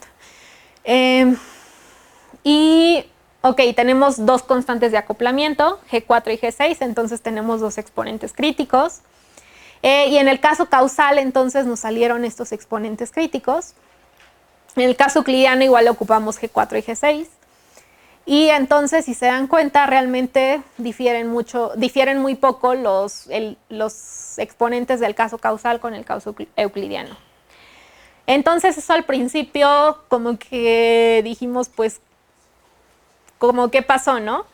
Pero recuerden que estamos ocupando esta matriz que deforma muchísimo la condición que teníamos. Recuerden que solo la traza de C al cuadrado contribuye y ahora todas las trazas de potencias pares van a contribuir. Entonces estamos deformando muchísimo la condición que justo nos impone causalidad. Y de hecho en el paper de Benedetti y Henson ellos dijeron, como una idea, si uno deforma esa traza o esa matriz C, uno va a caer en el modelo euclidiano, en el modelo no causal. Y justamente es lo que estamos viendo, ¿no? Nuestros resultados en el caso causal, pero deformando la traza, bueno, la condición sobre esta matriz C, justo nos dan exponentes críticos que se van a parecer muchísimo a los del caso euclidiano. Entonces, realmente, este es el exponente crítico exacto para modelos matriciales euclidianos y este es el de triangulaciones dinámicas causales. Entonces este es 0.8 y este es 1.3 y se dan cuenta de que justo están en medio, ¿no? Entonces todavía no podemos saber con esta matriz C si esto es causal o no causal. Ok. Y otra cosa importante es que para que un modelo matricial pueda ser en serio considerado como un modelo de gravedad cuántica en 2 dimensiones, uno tiene que tener un exponente crítico positivo y otro negativo, aparte del valor numérico. Esto porque sabemos que en gravedad pura, sin expansión del universo, en gravedad pura tenemos solamente una constante de acoplamiento, la constante de acoplamiento de Newton, la constante de Newton. Entonces, recuerden que los exponentes críticos nos dicen cerca del punto fijo, esta dirección va a ser relevante, es decir, hay que prender este acoplamiento, y cerca del punto fijo este acoplamiento va a ser irrelevante. Eso porque el cerca del punto fijo, recuerden que las cosas van como G menos G crítica, o en estadística como la temperatura menos la temperatura crítica, a la teta, que es el exponente crítico. Entonces, cuando teta es negativo y me estoy acercando, no, perdón, es a la menos teta, ¿no? Entonces cuando el exponente crítico es positivo, esto se va a ir a 0. Es positivo, no, perdón, cuando es positivo esto se va a hacer muy grande, es decir, va a ser relevante. Y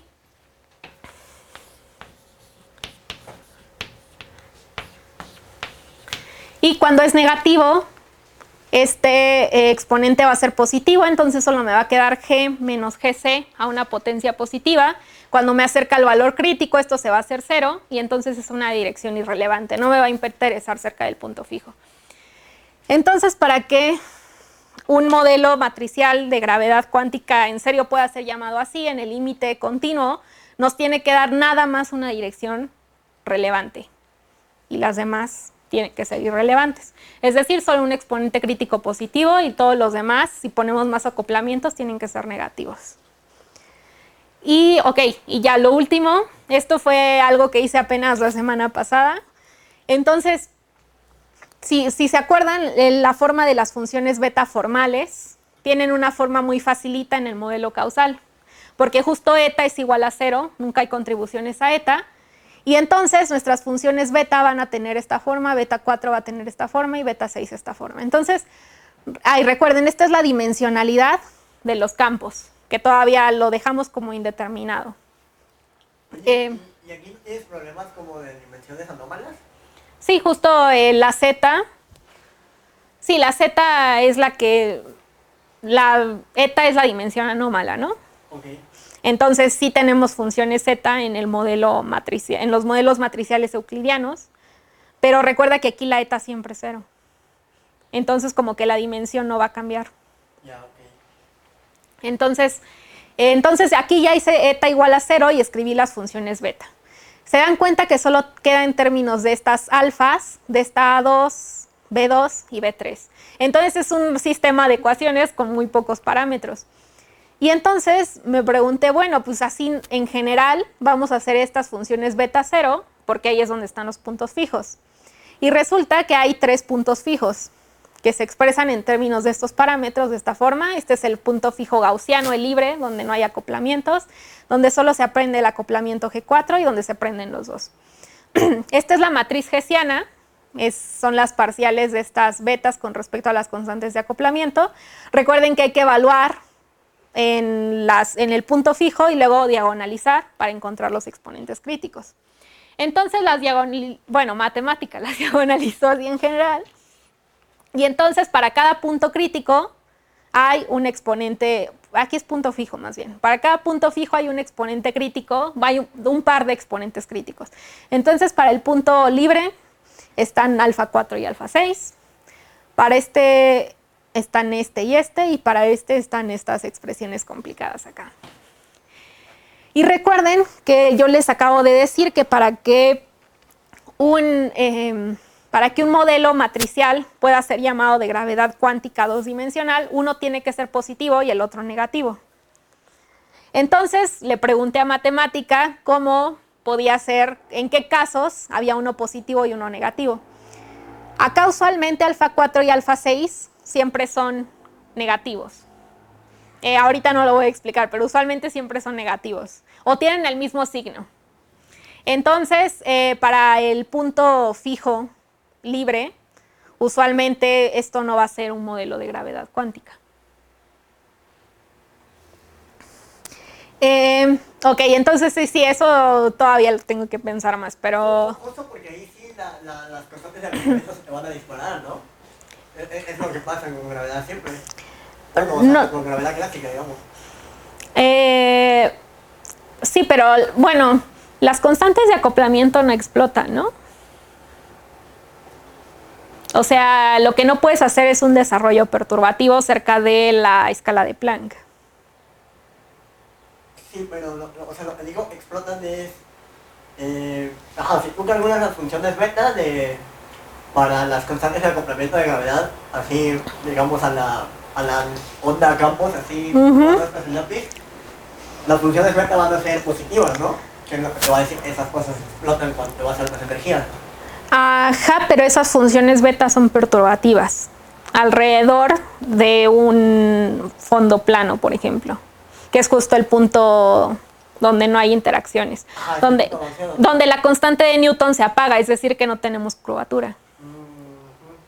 Pero justo no puedes relacionar eso con que justo las dos alfas son del mismo signo. Sí, no directamente, o sea, acá no estamos modelando gravedad clásica, entonces, y ni siquiera algo estamos diciendo que estamos cerca de un punto o un fondo donde la curvatura es cero.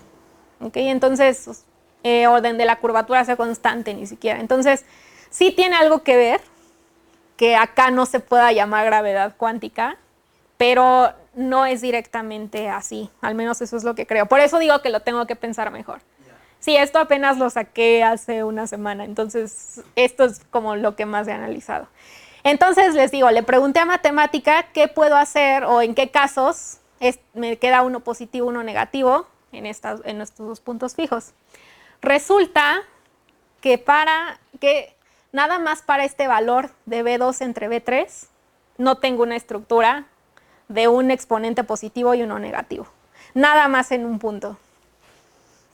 Les recuerdo que B2 y B3 son aquí los numeritos que van junto a los two vertex contributions, a las contribuciones de dos vértices. Y les recuerdo que alfa 4 y alfa 6 son las unidades en las que escalan los campos o las constantes de acoplamiento. Si G4 barra va como n al alfa 4 y G6 barra va como n al alfa 6. Entonces lo podemos ver hacia dos lados. Las constantes de acoplamiento no pueden escalar como se les dé la gana si queremos un modelo de gravedad cuántica. O los coeficientes, o si conocemos cómo van a escalar las constantes de acoplamiento, nada más hay un valor donde no vamos a tener algo parecido a gravedad cuántica. Para todos los demás, sí. Entonces, claro, también el valor numérico de los exponentes críticos tiene que corresponder. Entonces, ahí todavía hay una libertad grande, igual a la cardinalidad de R, ¿no? Pero esta es una condición importante. O sea, claro, hay que investigar más cómo corren estos B2 y B3, que lo podemos estudiar en una estructura general. Y entonces, pero podemos concluir que hay una estructura prometedora de punto fijo no gaussiano. Entonces, otra cosa que encontramos, les digo que fueron las funciones beta formales, que sí son distintas al caso no causal. Para una forma explícita de C, les digo que ocupamos esta y última, igual hace creo que 2 semanas, ocupé la de 4×4. Llené ahora esta matriz de n por n con bloques de 4×4. Esas ya son matrices complejas, pero de todos modos los exponentes críticos son reales. Entonces, eso es algo importante. Y entonces tenemos que... encontramos, pero para ambas encontramos un límite continuo parecido al modelo no causal. Entonces todavía no podemos saber si es realmente triangulaciones dinámicas causales. Necesitamos más rigidez en poner más restricciones en la traza de las potencias de la matriz. Hace un mes que Benedetti escuchó mi trabajo, le dijo que Benedetti fue el que propuso el modelo matricial le dijo a Tim que él creía que se tenía que hacer, que cuando se hiciera con bloques de 6, de tamaño 6, ya se iban a encontrar efectos de causalidad. Bueno, una estructura causal más fuerte. Pero todavía no lo he hecho porque ya hay que combinar entradas, como que todavía no encuentro una forma analítica de expresar a la matriz esa con bloques de 6×6. Pero bueno, el caso es que él cree que con esa, entonces espero que tenga razón. Tim creía que con la de 4×4, pero no. Y entonces los siguientes pasos son trabajar con otra forma para C, una forma que tenga bloques más grandes, por ejemplo, y un análisis más profundo de esta estructura, la estructura que les enseñé del punto fijo, pero en el caso no causal. Allá es más difícil porque allá sí tenemos contribuciones, por ejemplo, de términos cúbicos, y la función eta no se anula. Entonces, justo después de hacer esto, lo intenté, y es un sistema de ecuaciones con 10 parámetros libres, y entonces no lo resuelve matemática.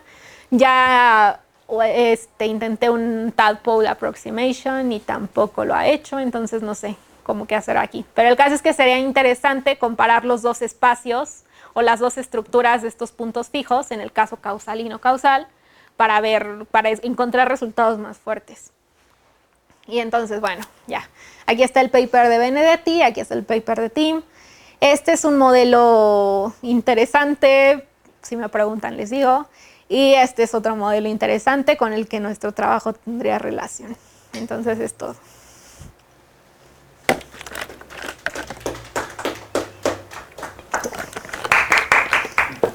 Omar, tienes que voltear y decir preguntas. Sí, preguntas.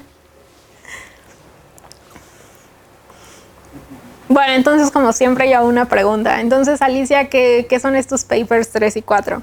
Entonces, en este paper, en el 3, antes de que Benedetti hiciera este artículo y ya implementara la causalidad más fuertemente en los modelos matriciales, ya estas personas desde el 96 habían sacado un paper donde justo habían incorporado esta idea de que pues para implementar causalidad debo tener dos colores de lados, ya sea en la triangulación o en la triangulación dual, o en la gráfica dual. Entonces usaron estas matrices A y B que yo les había puesto acá, usaron dos tipos de matrices, pues. Pero no pusieron la condición no pusieron una matriz C ni la condición sobre la traza de C. Y entonces llegaron a que justamente este modelo lorentziano, que ellos querían que fuera lorentziano, terminó siendo un modelo euclidiano, pero que de alguna forma se ve como un modelo acoplado a un modelo de Ising. Entonces, todavía no lo analizo a más profundidad, pero resulta que justamente nuestros resultados, nuestros exponentes críticos, a lo que más se parecen es al exponente crítico encontrado aquí. Entonces, y justo digo, las ideas pegan, ¿no? Porque nosotros estamos ocupando dos tipos de matrices, aunque integramos sobre B, pero estamos ocupando dos tipos de matrices. Y la condición fuerte, que es la condición sobre la traza de C, la estamos dejando muy libre. Entonces, tal vez estamos cayendo justamente en esta clase de teorías. Pero hay que compararlo con más cuidado. Y otra cosa es que, si se acuerdan, yo les dije que tenemos que, de nuevo, poner lados azules y rojos en los triángulos. Y si se acuerdan, los lados azules siempre van pegados en líneas así bonitas, paralelas. Y esto, tal vez se pudieron haber quejado de que esto parece una foliación, ¿no? Estoy poniendo una foliación, entonces, al parecer, aunque sea a nivel muy pequeño, tengo que elegir una foliación, o eso parece acá. Y pues eso ya es algo que no nos gusta mucho en relatividad general. Porque ya estamos eligiendo ciertas coordenadas. Y en dos dimensiones, pues ya estamos eligiendo justo las dos coordenadas, ¿no? Entonces, lo que hicieron apenas igual hace unos años, Renat Lal y Jordan, que se me olvidó su nombre, fue relajar esa condición. Y entonces estos se llaman Locally Causal Dynamical Triangulations. Entonces solo eligen una foliación, pero en un, digamos que en un triángulo. Entonces, que es finalmente solo ahí donde la necesitamos, porque necesitamos colorear los lados rojos o azules. Entonces ellos relajan esa condición y se dan cuenta de que ese modelo se parece, o al menos arroja física muy parecida a la de triangulaciones dinámicas causales con la foliación completa. Y entonces la idea original de Tim era que tal vez escoger la foliación estaba relacionado con la elección de la matriz E, porque acá la matriz E nos está implementando toda la causalidad. Entonces estaría relacionado con la foliación, y entonces usar distintas E's sería análogo a usar distintas foliaciones. Pero les digo, o sea, nada más encontramos 3 matrices. Bueno, matrices solo en 2, 4 y 6 dimensiones. Ya usamos 2 y parece que no hay diferencia. Entonces, bueno, esto sería para después. Ya. ¿Más preguntas? Sobre bueno, del cálculo que haces, los casos donde hay una consigna negativa y otra con positivo, ¿no? Entonces tienes que, de la condición que te sale sobre los alfas y los b's, que la mayoría, bueno, eso te hace pensar que hay muchos modelos donde tendrías como tipo gravedad cuántica. Exacto. ¿Qué te hace pensar eso? O sea, porque yo la veo y digo, bueno, podría ser que sí se cumpla para todos.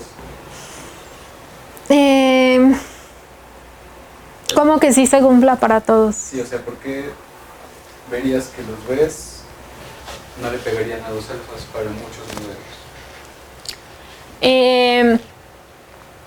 Estas Bs están, bueno, esas Bs no son totalmente arbitrarias, en el sentido de que esas Bs están asociadas son estos coeficientes que van enfrente de las constantes de acoplamiento. Entonces, tenemos un regulador.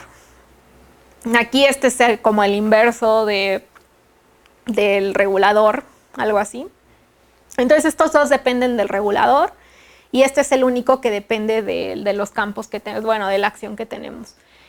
Entonces, los reguladores usualmente tienen esta forma. O tal vez pueden ser, por ejemplo, este que estamos usando tiene la forma de una teta, ¿no? Pero los reguladores no pueden cambiar mucho porque tienen ciertas restricciones. De que cerca del 0 tienen que valer 1, por ejemplo, y se tienen que hacer 0 conforme nos vamos acercando a una escala. Entonces, esos como que en ese subespacio de funciones no pueden variar mucho, varían continuamente. Entonces, realmente estos valores no pueden cambiar mucho. Si usamos un ansatz, aquí van a aparecer trazas de as. Entonces, si usamos un ansatz, no nos van a cambiar mucho esos valores. Y de hecho, usando, ¿qué estoy haciendo? Sí. De hecho, usando estos 3 ansatz, que digo, eso sí ya son son diferentes en el sentido de que aquí van creciendo los índices, acá, bueno, las entradas, acá nada más hay entrada aquí. De hecho, incluso en esos coeficientes no cambian mucho. Entonces, y por lo general son menores que 1. Entonces, sí, no es totalmente, no puede ser lo que quieran en general, creo. Y entonces, más bien como que esto pondría una restricción sobre cómo escalan las constantes de acoplamiento.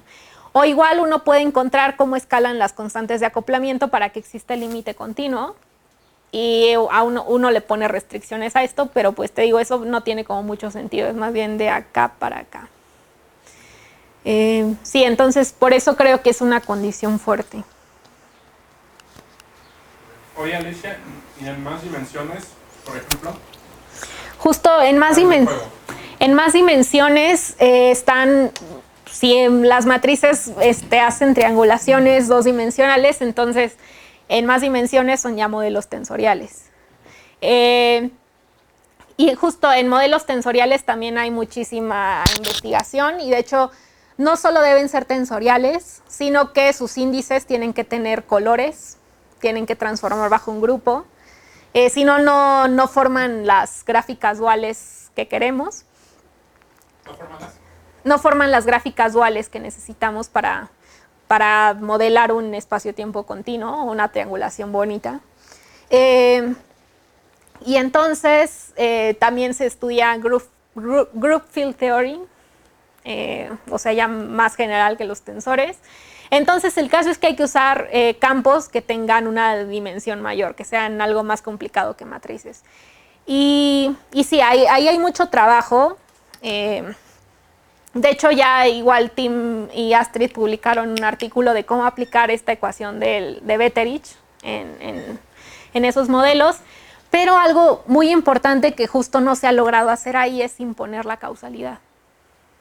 Y ya sabemos de triangulaciones dinámicas que si no hay causalidad, en el límite continuo nos pueden salir transiciones de fase que no nos gustan o pueden crear universos que no son extendidos. Entonces, hay que aprender cómo poner causalidad. De hecho, eso se me olvidó decirlo. Entonces, ese es como el objetivo principal de este trabajo, el aprender cómo imponer causalidad en modelos matriciales y cómo funciona bajo este límite continuo para después imponerla en ya modelos de dimensión más alta. Que de hecho ya me dijeron que Tim ya está trabajando en eso y no me invitó. Sí, eso es lo que yo digo. Va a salir en el video, ¿eh? Sí, pues que lo vea. Igual le voy a decir. Oye, Richard, y si ya más o menos aquí vieron cómo se implementa causalidad, ¿por qué no checar eso en ese modelo con causalidad y agregarle grupo de norma y colores? De hecho, eso fue algo que se me olvidó poner. Eso lo tengo en mi tesis, en la idea, en esto de trabajo futuro, que fue algo que a mí se me ocurrió. Ojalá Tim no se lo esté robando. Pero el caso es que... no, pues qué bueno. Entonces tenemos, finalmente lo que estamos modelando con esta acción son cuadrados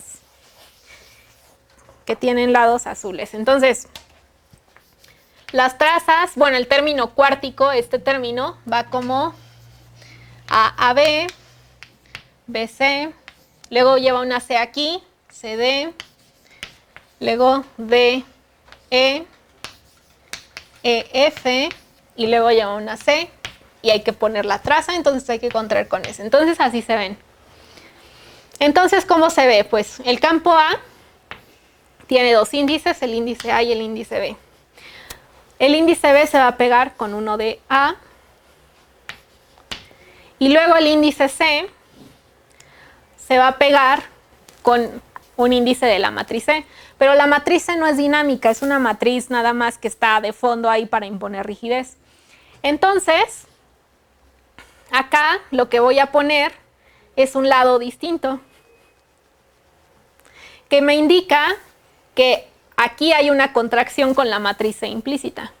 Entonces luego sigo con la matriz esta, cuyo índice D está contraído con la matriz C.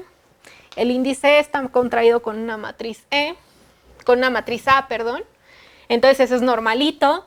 Y antes de contraerse con el siguiente A, se contrae con un C. Entonces, a este lado también lo pongo de esa forma, lo dibujo así para decir que ahí hay una C implícita. Y entonces, ¿cómo se ve este diagrama? Justo se ve como un diagrama que tiene campos A, que tiene dos sabores de índice, ¿no? Hay índices punteados y hay índices continuos. O hay índices normalitos y hay índices punteados. Entonces, esta es justo una idea para imponer causalidad como en una forma más general, ¿no? Y esto serviría igual en modelos tensoriales, o sea, poner índices de otros sabores para imponer y que solamente estos índices se puedan contraer entre ellos mismos, por ejemplo. Ya hay una idea así en modelos tensoriales, pero justo la pregunta es cómo imponer la condición sobre la traza de C, cómo imponerla analíticamente sobre este color de índice. Tal vez se podría imponer, que no creo como que este índice se transforme bajo algún grupo, por ejemplo, o algo así. De una manera diferente. No creo. Bueno, pero quién sabe. Parece. Entonces sí, esa es una idea, pero el problema es, bueno, ahora se te tiene que ocurrir cómo interpretar que solo la traza de ese cuadrado contribuye. Pero eso es lo que escuché que, bueno, sí, es que igual me llegaron los chismes de que Tim ahora en modelos matriciales justo quiere poner dos sabores, un sabor especial de índice. Pero sí, esa es la idea. Pero ya está en mi tesis así, y la tesis ya va a estar publicada, entonces, bueno, aquí en la biblioteca, entonces ya está documentado que a mí se me ocurrió primero. Oye, y en este tipo de dibujitos, o sea, los rojos son los que son tipo tiempo, ¿no? Los rojos son, ¿qué? ¿Las triangulaciones? ¿Las triangulaciones? No, o sea, las líneas rojas son las tiempo, ¿no? Pero en la triangulación. Ajá. Son las tipo tiempo, sí. Ya. Y a la gente no se le ocurre o sea, si tienes dos rojas, ¿por qué a nadie se le ocurre ponerle direcciones como hacer siempre un ciclo? Entonces, pedirle a una línea roja que vaya hacia arriba y la otra hacia abajo, como hacia atrás, digamos. Y justo cuando pegues con líneas azules, como en las contribuciones ahí se eliminan, ¿no? De hecho, sí tienen direcciones implícitas que no dibuje. Ah, no manches. Justo eso se tiene que pedir. Estas gráficas duales no son como cualquier grafiquita que dibujas como yo la dibujé aquí. Tienen que tener como direcciones y tienen que estar bien pegadas para que haya suficiente conexidad de lo que te queda. Ya. Bueno, No, ya, sí, se acabó. Está bien. Pues, Gracias por venir. un último aplauso.